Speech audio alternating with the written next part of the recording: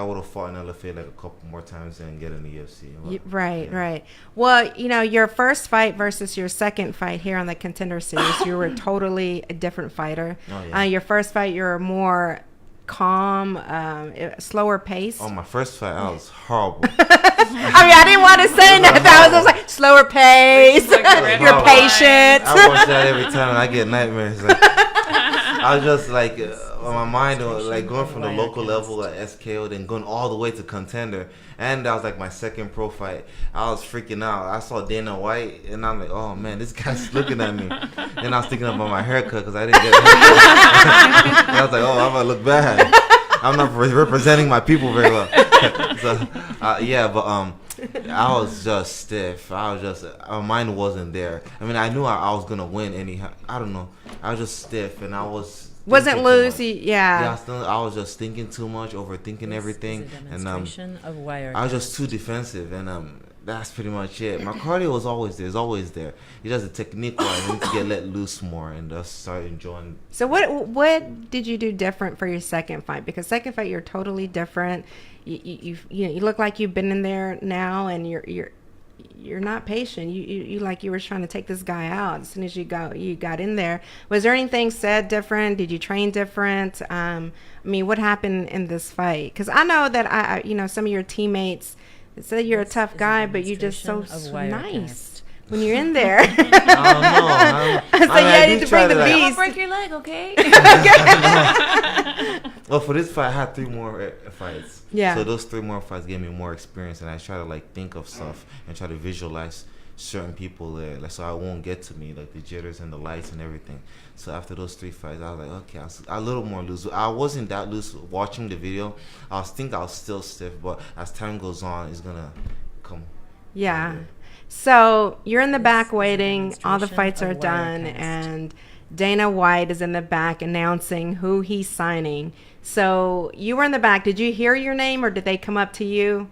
Oh yeah, as you're in the back, Dana is announcing your name as he's announcing each person's name that he's given a contract. Then they're going to be the ladies that's going to be in front of your door telling who got the contract. So when she came and grabbed you, what were you thinking? Because I saw you walked out and you did your little, prayer sign of the cross when you walked out. What were you thinking? Because you're just like, because everybody was like, and you're just like, yes. When she grabbed me, when she grabbed me, African me came out. I thought she was gonna take me to the buffet. I was hungry. I was starving. I was like, oh, you taking me to eat? Okay. Well, she's like, we got a contract. I'm like, okay, let's go.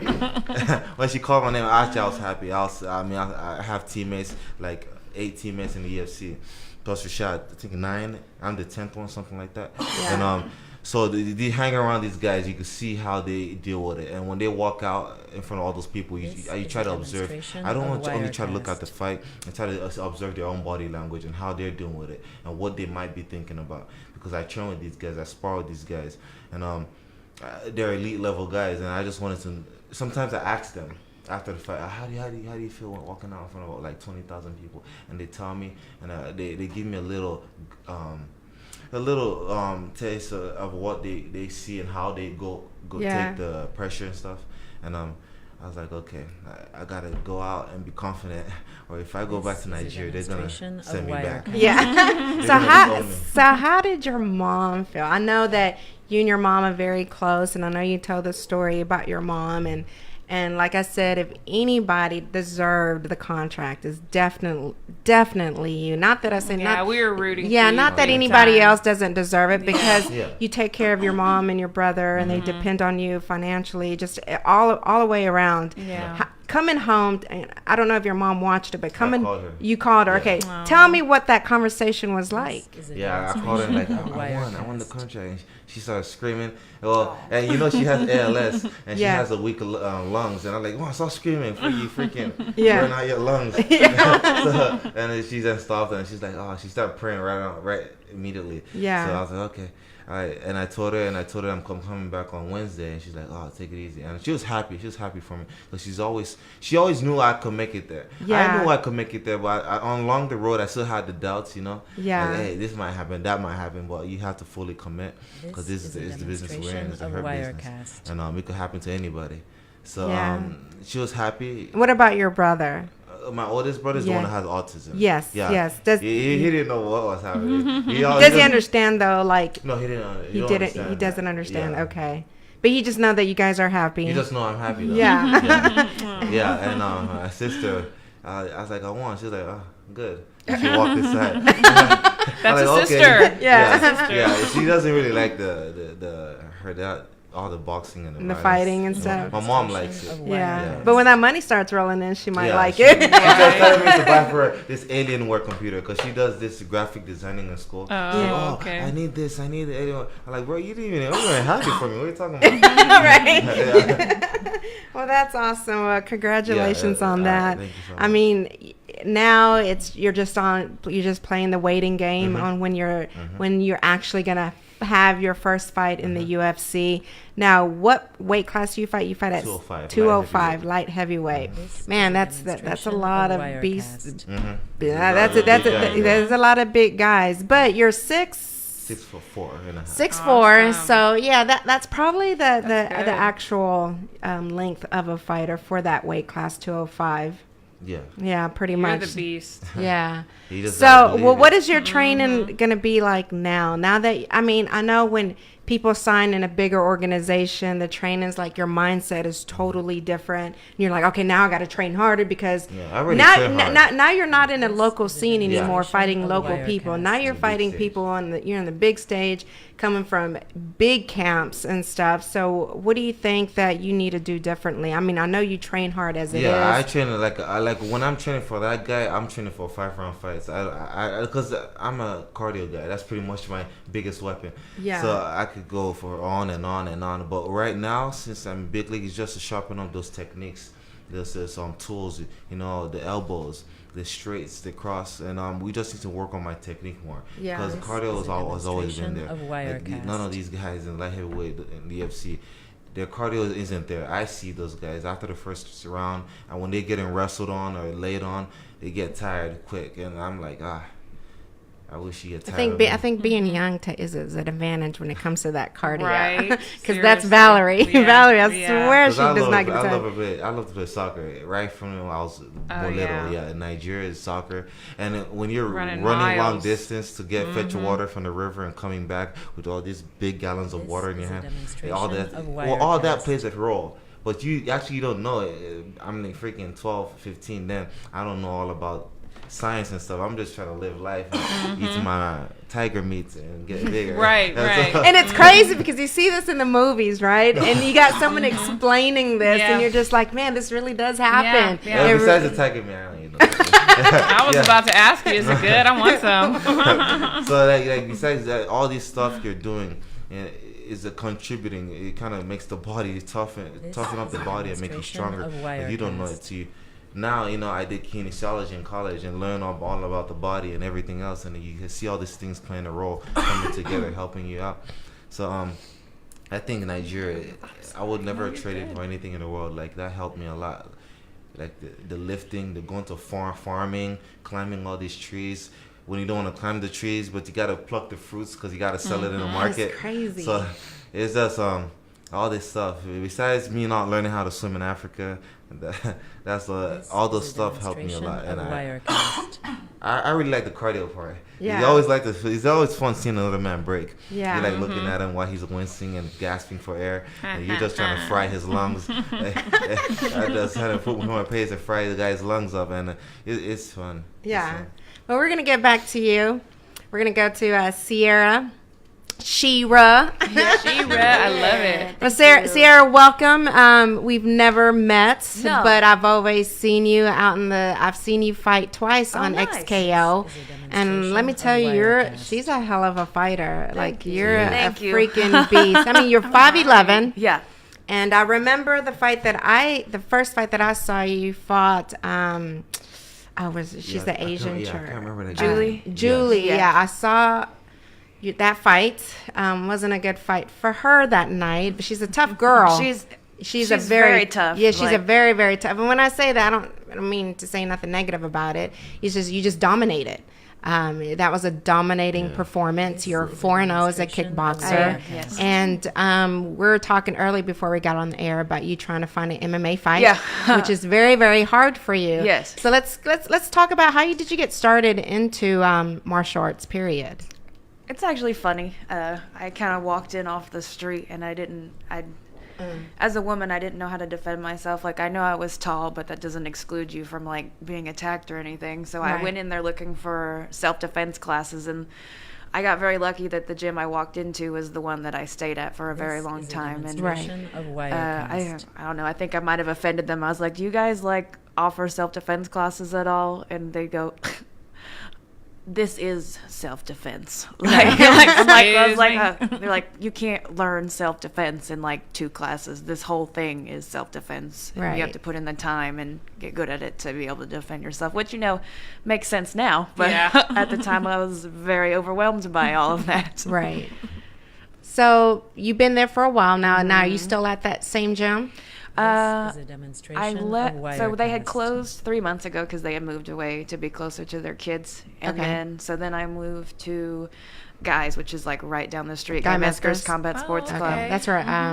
Audrey. Audrey, yeah, I'm training yeah. with Audrey. Yeah. and Love Guy. Audrey. She just signed love a her. 3 or 4 fight deal with Invicta. Yeah, 3 congrats fight, to her. 3 fight Known her contract for a long with time Invicta. too. Yeah. And my striking coach is actually moving back, so now I will be splitting time with doing my MMA at Guys and then my striking with Mike Wright, who owns Zero Dojo. Okay. So how many years have you been training in martial arts? 4.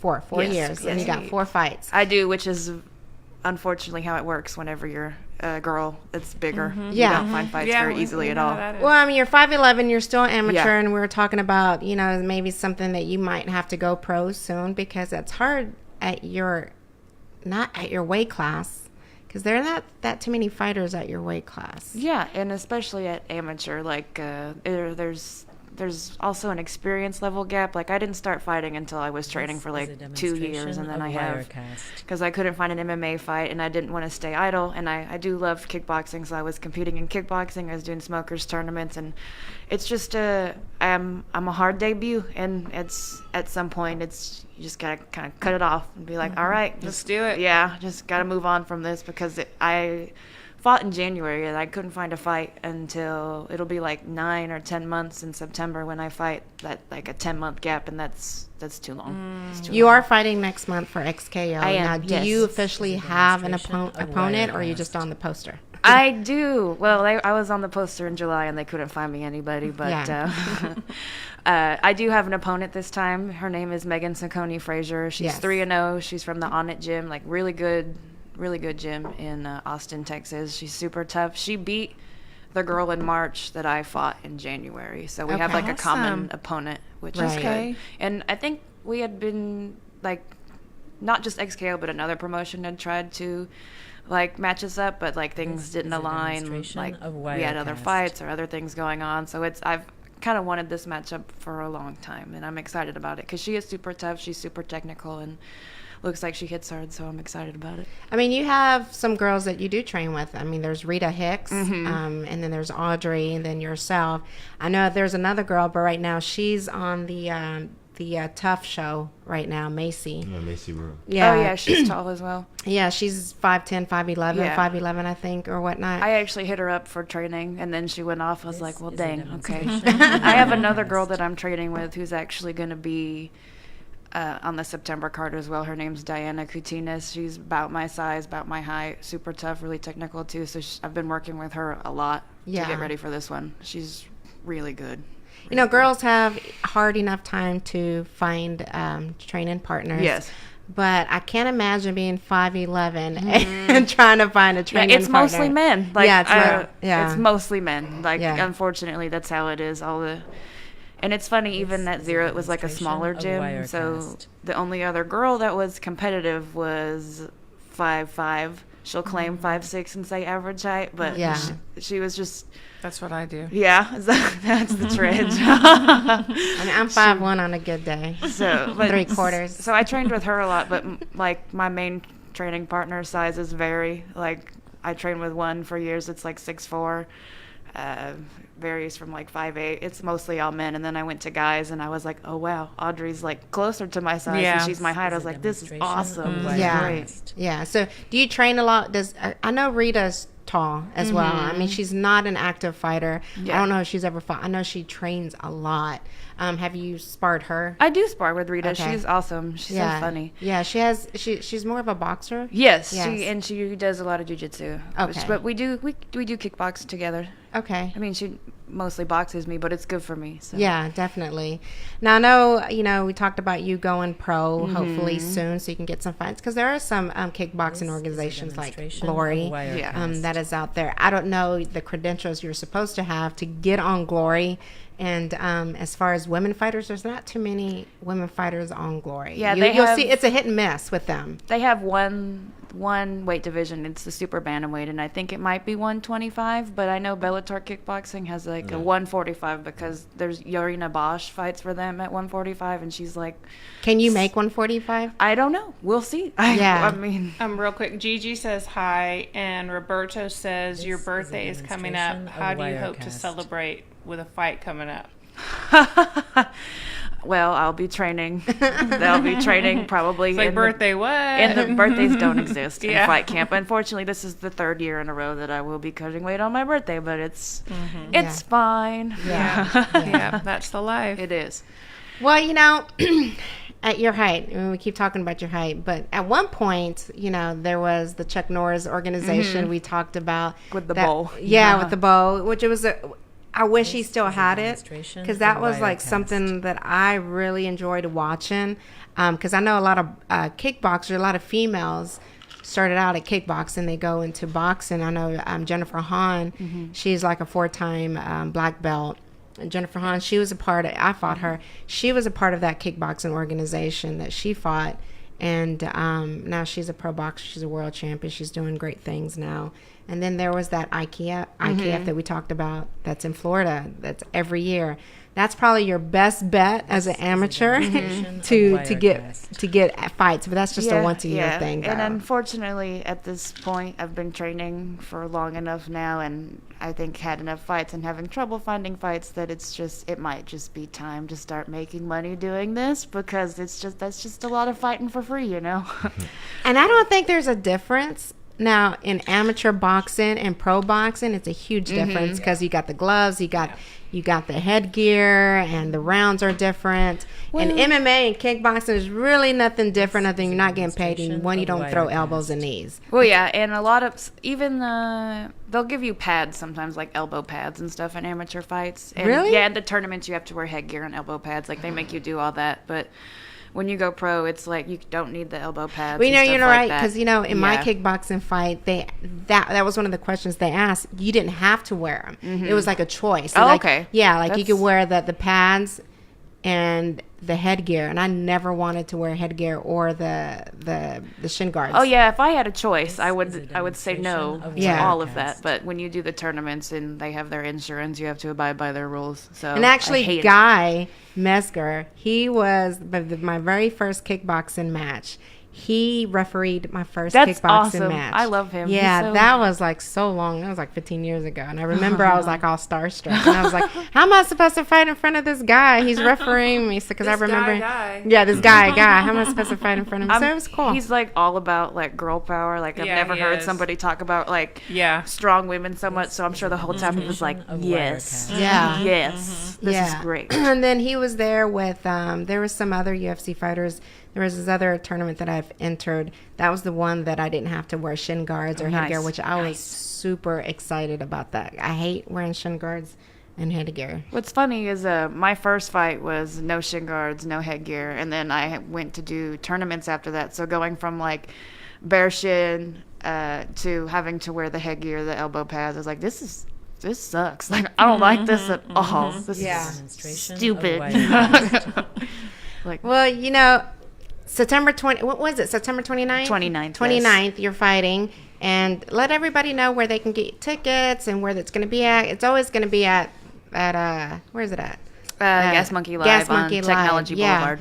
Let them know where they can buy tickets, because I know it's very important for them to get your name. Yes. And find your name and Yes. purchase tickets under your name and put it that way. I get credit for it. Yeah, get credit for it. Yeah, you need to get your credit. Yeah. I believe the tickets go on sale August 17th. You can get them from the XKO website, which is extremeknockout.com, and they should have a fighter code up that has my name, Sierra Seifert. I promise I'm exciting to watch. Half my wins are by knockout, so please come out. She is. She's very exciting to watch. Let me ask you about your name, Shira. Oh, okay. I mean, I grew up watching Shira. I know. I did too. We're aging ourselves. I love it. Yeah. Shira. So, how do you know about Shira? I know you're young. Yeah. How old are you? I'll be 23 in a couple weeks. You're young. Yeah. So how do you know about Shira? Her grandma showed her Shira. I always watched cartoons growing. DVDs. Like, I'm a big cartoon person. Like, I still watch them. You know, they're on Netflix. I'll binge watch them. I'm always been a big superhero fan. But I wasn't never like a big She-Ra fan until like the name kind of stuck because I used to teach the kids at Zero, and the kids could not pronounce my name. Aww. And so it'd be Coach She-Ra, Coach She-Ra. So like that's just so people just always called me She-Ra at the gym after that, and it worked out because it was a really awesome superhero name, and I kind of look like her, so it's great. Yeah, that's pretty strong, dope. badass. She is. I love her. I like Shira growing Me up. too. Definitely liked her. But anyway, awesome. Kennedy, you grew up fighting XKO. This is, she's grew up. She's now grown up XKO. fighting XKO. Yes. What do you think about XKO? I mean, it's like a feeding pool now, just like LFA is a feeding pool to the UFC. And XKO is like a feeding pool to LFA. Do you think that's where people, need to start out? XKO, if they're starting out. Now that you're a UFC fighter and you're gaining experience. Right. Yes. You're the top dog in You're the the room. top dog. Yeah. So, I mean, what kind of advice do you give people who's just starting out? Because even though you're just starting out, or whatever, you still have experience now. You're 6-0, 6-0. He's undefeated. Like, so what kind of advice would you get someone who wants to start out like her? Like she's an amateur fighter, and you turned pro like at an early age of your career as well. You had like 2 or 3 fights. We had 3 fights. One amateur fight. Okay. Oh, wow. One amateur fight. Yes. And then on the contender, you only had 2. 2, yes. Yeah. So what made you decide to go amateur? When were you like, okay, I think I'm ready. Like, I need to start making money. Was money the factor?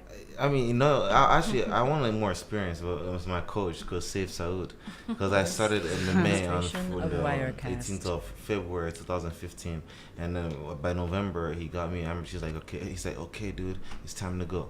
And I'm like, all right, coach. I mean, I was ready. So he got me that amateur. It was in downtown. It was a private event. A black tie event. Yes. So I got that one, and he said, okay, we might have to go pro. And I saw that fight. Actually, I was there. You were there? I was there. Oh, yes, I was. I know. Yeah. Yeah. So after that fight, 5 months from then, he couldn't give me another fight because he wants to give me like more amateur fights. He's like, okay, kid, you gotta go pro, and I went pro, and when I went pro after that, I won amateur. So, But there was no difference. Yeah, I mean, I would have. Well, no difference now, but looking back, I was like, oh, that's cool. Well, I wish I would have got like another amateur. Yeah. Yeah, it would have been fun. It would have been good. Yeah. So you got your experience through the pro. Yeah. Pro. Yeah. And see, you can't mess it up because the pro, once you lose, it stays in the record. Yeah. So like I was like, man, that's why I was so nervous. Like, man, I'm not trying to lose pro, man. I don't want to have any losses. Yeah, but let me ask you this. I know a lot of people. I mean, you're undefeated. You're undefeated, and people put a lot of pressure about being undefeated. Like, this question's for both of y'all. I mean, is it that important to stay undefeated in the fight game? And why is that? Does that play a big factor? Like, if I lose, how am I going to handle it? I don't want to lose. I want to keep this unblemished record. I mean, how do you go into a fight thinking I want to stay undefeated? I mean, we would all love to stay undefeated, but is that a lot of pressure for any of y'all to want, stay undefeated? I really just try not to think about it. Like, I know I train hard, and I what helps for me is I really try to remember like why I started doing martial arts and what it's done for me. Like, it's made me love myself probably a little more than it should, and it's now, made me... I've heard you've lost a lot of weight from martial arts. I had a really bad eating disorder growing up, and I had gotten really small from it, not healthily, but when I decided to get my life back on track and start eating like a normal person, my body just like absorbed all of it, and I'd gotten really big, and so I really wanted to get in shape. So that was like part of the reason why I started. But it's, if you just think about like it should be joyful. Like, you should be doing martial arts because it's joyful, because you love it, because it is a lifestyle. So like when I go fight, I remember my first fight, I was so nervous, and I was like, man, I don't want to lose this. But then, and I was so nervous until I went outside and I looked at the ring, and I was like, what's wrong with you? Like, you love this. Yeah. So just go out there and do whatever. And that's usually how I feel. Like, if I lose, I lose. Like, I mean, you will have to kill me before I quit. But like, we're both dying in there. Right. So you're ready to die. But what a great attitude. And it feels so good and beautiful to be strong and healthy. It is. That's great. What about you, Kennedy? Is it pressure to stay undefeated? I mean, you're pro, and now you're in the UFC. The pressure is you're in the UFC. It is hard to get in there, but it's even harder to stay in there. So, like, after 3 defeats, you could be cut. You know what I'm saying? So, is there a lot of pressure in there? Because you have a lot of teammates from Fortis that are in the UFC. You got 2 teammates that are fighting next month, which is Charles Byrd and Jeff Neal. And Razak. Okay, Razak is now training with you guys full time. Okay, and Razak. So they are fighting next month here at UFC 228. So is that a lot of pressure for you trying to stay undefeated, especially being in the UFC? Yeah, I just want to. I don't know. I don't want to be. I don't want to lose. I don't want to lose. I just want to stay undefeated. You know, and that doesn't take away from my performance or anything. But I just want to. I don't know. I just don't like losing. And it's not just fighting or anything. Just anything, yeah. Yeah, I just want to win. I want to keep winning. I want to keep winning. I mean, I want to retire undefeated. But if I lose, this is a demonstration it happens. Of why. But I'm still gonna take it like a champ. But I just wanted to know that I did everything to get prepared for that fight. You know? Right. And yeah, that's it. That's pretty much it. So with training with these guys. You got Jeff Neal, you got Charles Byrd, you got Razak, you got Rashad, you got Ocho Peterson, now yourself. Who else is in the UFC that I didn't mention? Diego Ferreira. Okay. Yeah, Diego Ferreira. But more like full time. That's there at y'all's gym is pretty much who I mentioned. Yeah. How many mentions? 5. About 6, 5 or 6. We have more. Okay, me and Rashad. Oh, Ryan Spann, Alonzo. Oh yes, Ryan Spann. He was and Alonzo. They just got signed too from the Contender Series as well. Ryan has a fight coming up too. And, on September, yes, he has one in Brazil. In Brazil. So how exciting is that now you're on that roster with them and say, I'm in the UFC now. How exciting is that? Has that hit you yet? No, I don't really care. I'm like, yes, but I just want to win, you know? Yeah. But seriously, you got to sit like Sierra. Like, if you made it to the UFC, would you be laying there like, oh my God, I'm like in the biggest organization. I'm in the UFC and all this other stuff. Like, how exciting could that be? Like, I know I would. I'd be like, damn, I'm a UFC fighter. Yes, I am. I would, I would probably put it on everything. Like, change my Instagram name. Yes, right. UFC fighter. at me. Yeah, at me. Hey, I'm in the UFC, right? With a hat and everything. Like, you have it like. Candy's like, look, I'm just trying to get a haircut. You could be telling somebody at the wait, ordering like pancakes. Oh, you look great. I'm a UFC, and they're like, okay, and what kind of syrup do you want? Did you not just hear me? Yeah. Right. Acknowledge it. Do you know who I am? Yeah, I'm happy I'm in the UFC. I'm being in my life and I'm able to compete on what I love. But at the most part, there's so many people that have been in the UFC that I guess I'm looking at it in a different perspective where, like, I just don't want to be in the UFC. I don't want to be like okay, I'm in the UFC, but I want to use that to change other people's background. Because my goal always was when I get to the UFC to open just create like a charity where I help other kids who don't have the opportunity I have, who don't have 3 meals a day, who don't get 3 meals a day, who don't have a good housing or clothing on their back. I always wanted to do that because I love helping kids. That's my joy. Okay, you're my favorite. Like back in my country, because looking back, we didn't have a lot, but we have each other, and it was more fun having each other because we get to play soccer, then the Moonlight Festival, then go farm, go river. Like, it's so much to do, and you tend to cherish life after all that and looking back. And I used to coach soccer like for the little kids, and we didn't have cleats. We just barefooted in the hot sand, and I mean, I love helping kids. If there's one thing I could do full time and wake up in the middle of the night and go do is helping kids. And that's what I want to use this as a platform. Yeah, platform. Awesome. Yeah, to help people, and it's help kids mostly. And there's a lot I want to do. I wrote it down, like, which I'm gonna write a book one day. But I wrote it down even before I made it to the UFC. I had that. I saw myself in the UFC. So all that, I just want to use it to create to help amazing. People. That's amazing. Beautiful. And social media is a platform that you can use. There's so much that you could do now, to trying to help others. Because there's one thing that I've always wanted to do, that I've been thinking about for the longest time, like before school starts or towards the end of school, like how kids they don't have meals, they can't afford it, and they wind up owing, and if you don't pay up, you can't eat, right?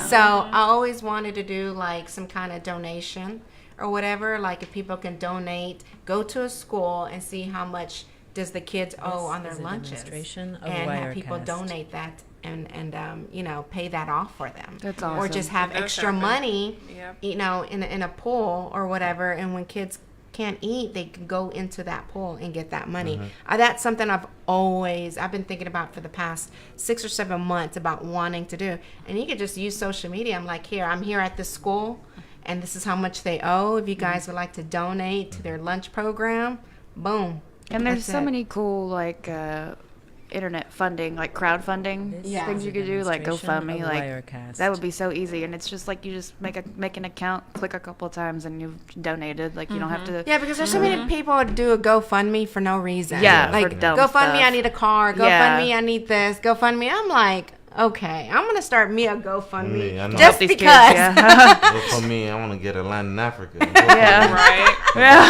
cattle and 2 goats. Yeah. He's trying to get a haircut, y'all. Where is Rue? Rue, where are you, Rue? I mean, that's nice. You got juices and berries.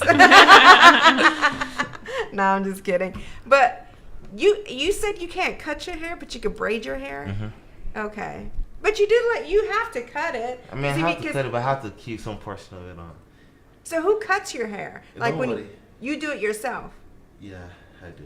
Why? Because your hands are blessed? Yeah. The one thing is that I don't know. I don't like not other people, but I just don't know what energy another person might be carrying. I got you. And I can feel that. That makes sense. I can feel that. Yeah. Man, I'm with you on what? that. I am exactly. I'm with Christine you on knows that. about me on that. Like I'm with you on that. I am a very type of person who their energy has to be right. Because if not, I feel like I've got their transfer energy, and I'm more that energy. You're saying energy, but I say more spiritually. I speak from a spiritual part of that, and if your spirit is not correct, I feel like it could transfer. You can transfer easy. Yes. So I definitely feel what you're saying about that, That's and I true. never thought about the people who has your hands, Yeah, got your mind and your brain. Right. That's crazy thinking about it. So You're like, I'm trying to win this next fight. Get your hands off me. The lady was like, right before my fight, you want me to do your hair? Like, No. Thank you. Thank you. Unless you wash your hand in the holy river. After. Exactly. Exactly. So You gotta go to those who's going to be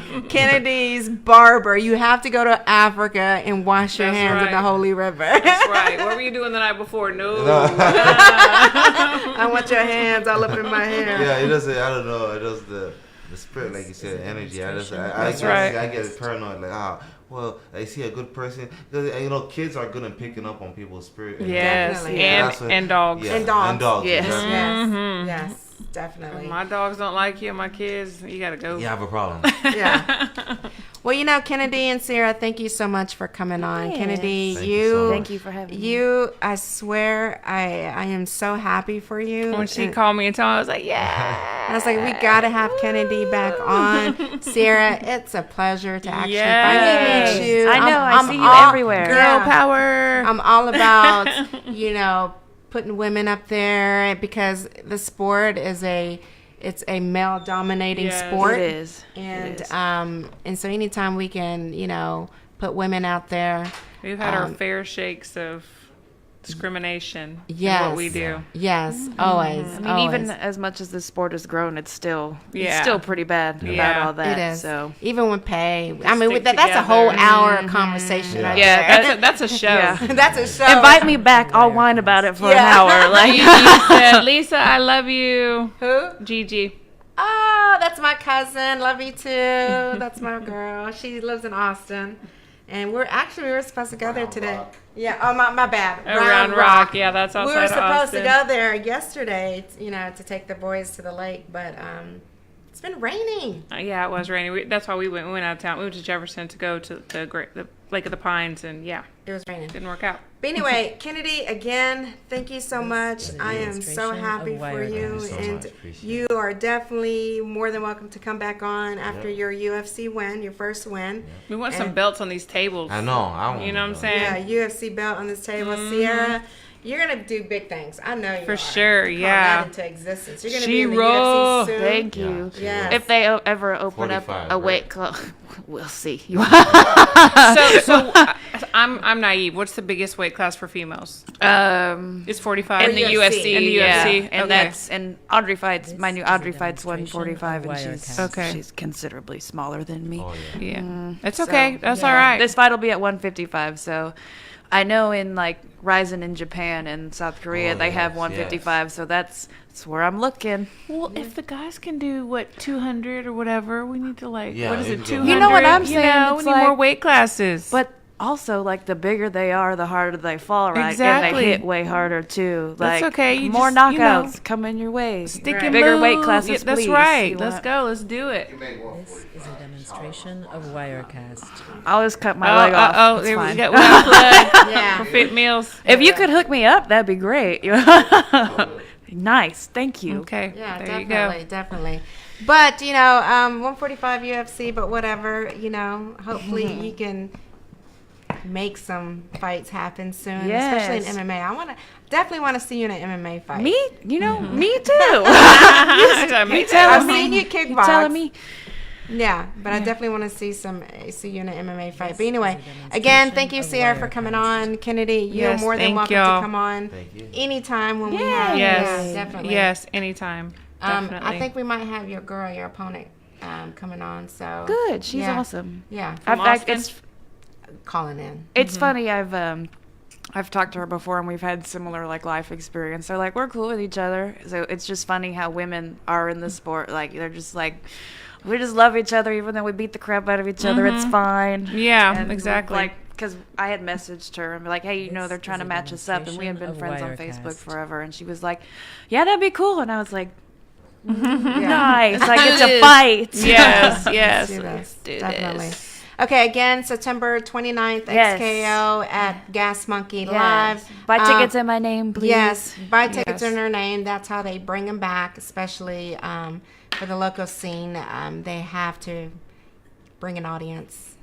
Please. Yeah. Yes. So tell everybody where they can find you on social media so they can follow you, your fight I mean, career. I'm on This is a Facebook demonstration under of my first and my Wirecast. last name, SIERRASEIFERT, and my Instagram's the same. It's just at Sierra Seifert, so SIERRASEIFERT. It's a long saying one. LMNOPQRST. Yeah, I'm spelling it because I know nobody knows how to spell that. Right? Yeah, I would. Nobody can even say it right.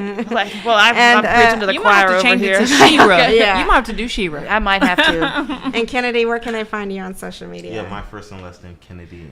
spell the whole thing. Yeah. Right? That That last name. Woo. Of Yeah. Yeah, and Instagram Jungle Boy _ NAIJ.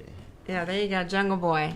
There you go. That's awesome. Well, again, for those that listen in, thank you so much. Tune in for the Boxing Hour from 7 to 8 p.m. Of course, our boxing host, Christine Lopez, will be hosting that. And Yes, tune in to eargazumradio.com, EARGAZUM. Oh, y'all making fun of me for Radio.com. stuff. No, because we have people who said it wrong. Eargazum and spell it right. Eargazum, that's what it's called now. Anyway, stay tuned and we'll be back. Peace. Peace. Yeah, appreciate it. Eargazum. Shauna Dobson did a little French. video. Yeah. Shauna Dobson did a little video for us and say, tune in to Eargazum. I'm like, no, it's not Eargazum. It's Gazoo. Yeah, it's Eargasm. Anyway, what time is it? What Can time we are they get a called? picture? Yeah, definitely. It's 6:51, and first guest calls in at 7:05. This is a Second guest demonstration of 7:20, but Wirecast. Roberto's here.